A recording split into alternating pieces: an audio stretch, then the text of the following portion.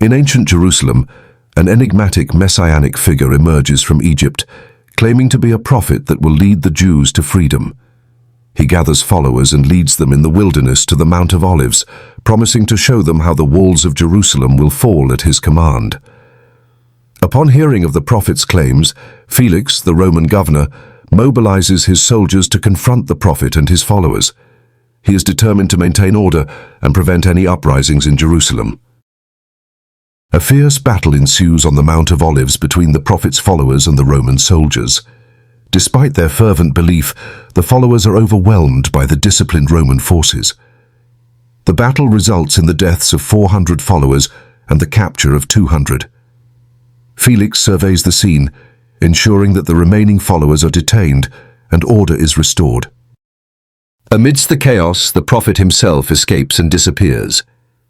Felix orders a search, but the enigmatic figure leaves behind a legacy of messianic claims and shattered hopes. In the aftermath, Felix reflects on the events and the prophet's impact. Though the rebellion was quashed, the prophet's mysterious disappearance leaves Jerusalem with lingering questions and a sense of unease. About this time, circa 52 to 58 CE, someone came out of Egypt to Jerusalem, claiming to be a prophet. He advised the crowd to go along with him to the Mount of Olives, as it was called, which lay over against the city and at the distance of a kilometer. He added that he would show them from hence how the walls of Jerusalem would fall down at his command, and he promised them that he would procure them an entrance into the city through those collapsed walls. The Jewish prophet from Egypt claimed divine inspiration and went before them into the wilderness, claiming that God would there show them the signs of liberty. He led his followers round about from the wilderness to the mount which was called the Mount of Olives. He was ready to break into Jerusalem by force from that place, and if he could but once conquer the Roman garrison and the people, he intended to rule them by the assistance of those guards of his that were to break into the city with him. Now when Felix was informed of these things, he ordered his soldiers to take their weapons, and came against them with a great number of horsemen and footmen from Jerusalem, and attacked the Egyptian and the people that were with him. He slew 400 of them, and took 200 alive. The Egyptian himself escaped out of the fight, but did not appear any more, and again the rebels stirred up the people to make war with the Romans, and said they ought not to obey them at all. The Egyptian prophet took Joshua, the man who made the walls of Jericho fall, as an example. The Roman governor was rightly alarmed. Like Joshua and Moses, the Egyptian claimed to lead the Jews to a promised land without enemies. This was clearly a messianic claim, even though Josephus does not mention it.